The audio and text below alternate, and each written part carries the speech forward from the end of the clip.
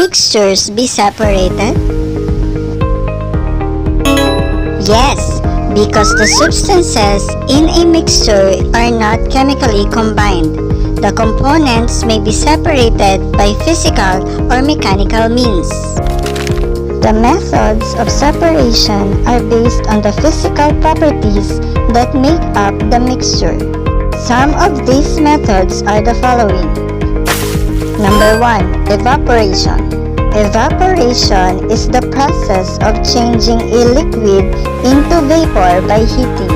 We heat a mixture to dryness when separating a solid dissolved in a liquid.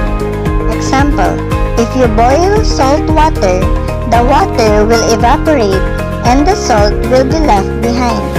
A method that removes salt from ocean water to produce fresh water is called desalination.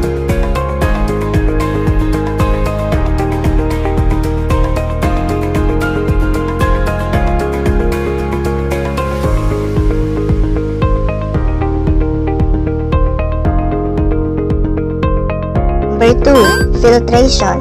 Filtration is separating insoluble solid from a liquid substance by allowing the liquid to pass through a filter paper or any porous material.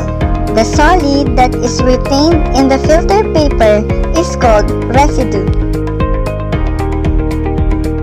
Number 3. Manual method. Manual method is separating components using forceps, magnets, and other similar tools.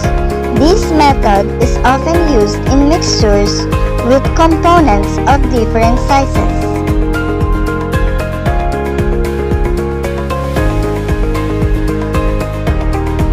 Number 4. Decantation. Decantation is separating a dense, insoluble solid from a liquid. In this process, the mixture is allowed to stand for a certain period of time.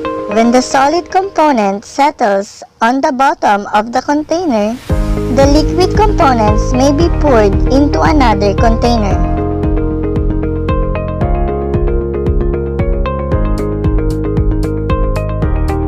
Number 5. Distillation. Distillation is evaporating the more volatile liquid in the mixture and condensing the vapor back to the liquid state. The liquid produced from the condensation of the vapor is called distillate.